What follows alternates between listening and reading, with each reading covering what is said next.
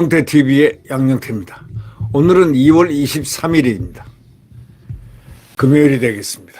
이 대장동 변호사들, 소위 이재명을 옹호했던 대장동 변호사들, 이재명을 변호했던 대장동 변호사들이 대거 공천에 약진했습니다. 이건 무엇을 의미할까요? 대장동 변호사 6명이 줄줄이 출마를 합니다. 이재명 당에. 역시 이재명 당의 대장동 변호사들답습니다. 오늘 조선일보 사설자에는 대장동 변호사 6명이 줄줄이 출마한 이재명 당이라는 제하의 사설이 나왔습니다. 즉 이재명 대표하고 정진상, 김용 사건의 변호인, 딱 3사람 사건 변호인입니다. 이재명, 정진상, 김용, 역시 최측근 2명 포함되네요. 여기 2명하고 이재명 3명의 이재명 사건이라는 건 바로 정진상, 김용 사건하고 거의 똑같다고 봐도 틀림이 없을 겁니다.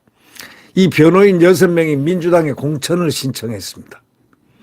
모두 민주당 지지세가 강한 지역구에 신청을 했는데, 그러니까 될 확률이 제일 높다 이거죠. 국회의원. 아직 한 명도 탈락이 안 됐습니다. 김영주 국회 부의장도 탈락되고 이수진도 탈락되고 노웅래도 공천에서 컷오프되고 이랬는데도 불구하고 이 변호인들은 짱짱하게 그대로 단 한 명도 6명이 탈락 안 했습니다. 지금 현재까지. 이재명을 맡은 대장동 사건 변호인 2명은 광주 광산갑, 서울 금천, 아주 딱 꼽으면 되는 데입니다. 거기. 금천에서 각각 현역 의원과 경선을 치르는데 이건 뻔할 뻔짜 아니겠습니까? 이 대표 측근인 김용 전 민주연구원 부원장 그 불법 정치자금 사건을 맡은 변호사 2명은 경기 남양주 갑과 부천 을에 각각 출마했습니다. 뇌물 혐의로 재판을 받는 정진상 전 당대표 정무조정실장의 변호사 2명도 경기도 부천평과 평택갑에 출마했습니다. 이 민주당 지역에서 민주당 현역들이 있는데 라는 얘기들이 설왕설래하고 있습니다. 이재명과 그 측근들의 변호사가 줄줄이 출마하고 말 많고 탈 많은 민주당 공천 과정에서 모두 지금 잘 나가고 있다. 이게 우연이라고 할 수 있습니까? 지금 공천 파동이 일어났는데 이 사람들은 파동이 아니고 순항을 하고 있다 이거예요. 바람 타고 잘 나가고 있다 이겁니다.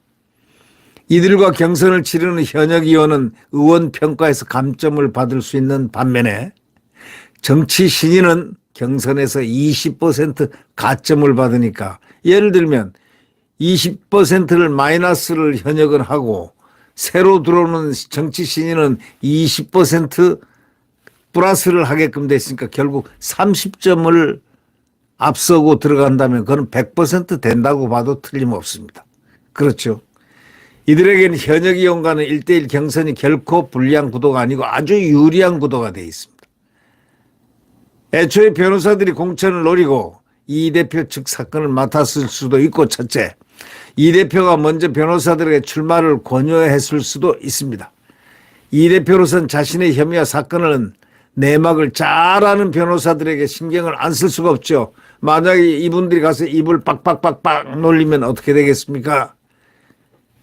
이거 자칫 잘못하면 꽃반지 끼는 형태로 들어갈 가능성도 매우 높죠. 꽃반지가 뭐냐고요? 그거요. 꽃반지는 원래 클로바의 꽃이, 하얀 꽃이 있으면 이렇게 묶어가지고 팔자로 만드는 겁니다. 즉, 이거 아닙니까, 이거? 네.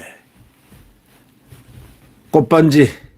자칫 잘못하면 꽃반지 낄 수가 있죠. 왜? 이 변호사들이 그 사건에 대해서 아주 깊게 알 수밖에 없는 구조이기 때문에 그렇습니다. 이재명 대표로서도 자신의 혐의와 사건의 내막을 잘 아는 변호사들에게 그래서 신경을 쓰는 겁니다. 당사자들에게서만 서로 이득이고 국민과는 아무 상관없죠, 이게. 예를 들면 이재명하고 변호사들 간의 둘이의 이익이지 국민들에게는 아무 관계가 없습니다. 국민 세금으로 운영하는 정당으로서 정상적인 모습 아니죠. 국민 세금으로 지금 민주당이 운영되고 있는데 이게 어떻게 옳은 얘기입니까? 그래서 국민의힘에서는 민주당을 이재명 당을 가리켜서 이렇게 얘기합니다. 변호사비를 이 공천으로 대납하고 있구나. 공천으로 국회의원으로 대납해 준다 이런 얘기죠. 그런 말을 했는데 국민의힘에서 그런 말이 나올 법하다고 조선일보 사설자는 동의하고 있습니다. 그런 그런 말이 나올 법하다. 민주당은 지금 밀실회의 또 비선 여론조사 등 공천을 둘러싼 잡음이 끊이지 않고 있습니다. 이건 잡음이 아니죠. 비선 여론조사를 갖다가 한 사람이 누구냐? 김병기라는 거 아닙니까? 김병기라는 이름이 드러났습니다. 비명을 배제한 여론조사하는 것. 이 비선 여론조사라는 게 다른 게 아닙니다. 비명을 제외한 비선 여론조사. 비명 배제 여론조사. 그런 잡음도 끊임없이 지금 나오고 있죠. 비명 행사라는 말이 나올 정도인데 비명은 뭡니까? 비명계죠. 행사는 갑자기 그냥 길바닥 가다가 그냥 죽어버리고 황천길 간다 이런 얘기입니다.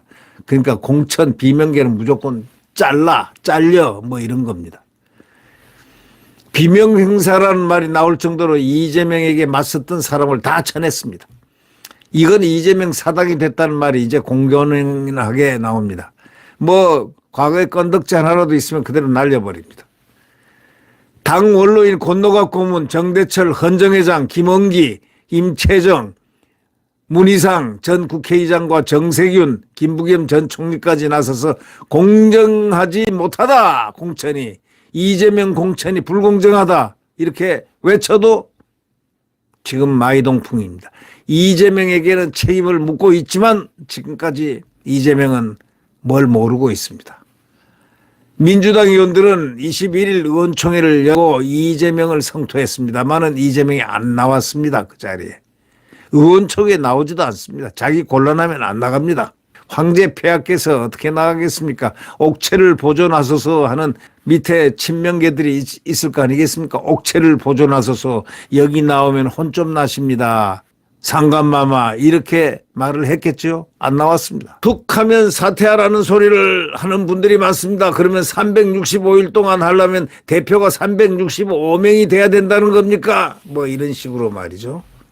말한 사람이 바로 이재명입니다. 툭 하면 사퇴하라는 소리 하는 분들이 계신 모양인데 하면서 불쾌감을 표시한 사람이 바로 어저께 이재명의 그 뻔뻔스러움이었습니다.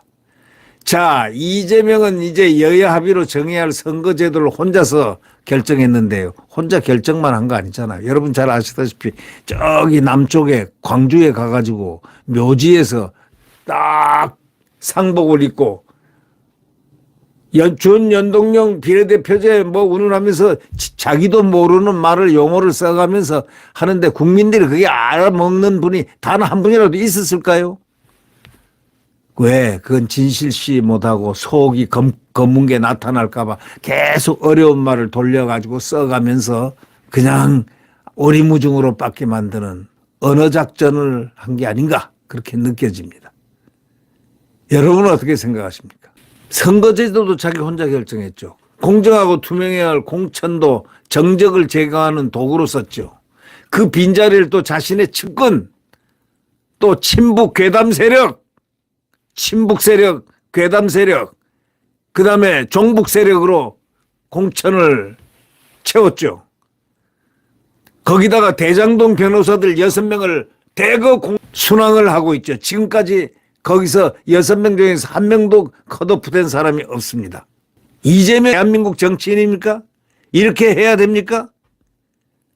대한민국의 큰 정당 민주당이, 과거의 민주당이 이런 정도로 종북정당이 됐습니까? 더불어 통진민주당입니까? 뭡니까? 여러분, 지금 이재명을 주시를 해야 됩니다. 대한민국 국가 안위를 위해서 국가를 파괴하는 세력들 전부 다 비례대표로 딱 집어넣습니다. 상자를 만들어 놓고 있습니다. 얼마 전에 우리 북한 했던 이재명을 그냥 놔둬서 되겠습니까? 국가보안법 위반 아닙니까? 고무찬양. 예? 대한민국 정부는 이를 조사해야 되는 거 아닙니까? 종북 세력들을 국회 안으로 입성시키려고 비례대표를 장치한 사람을 그냥 놔둬야 되겠습니까? 네, 구독 버튼과 엄지를 눌러주시면 감사하겠습니다.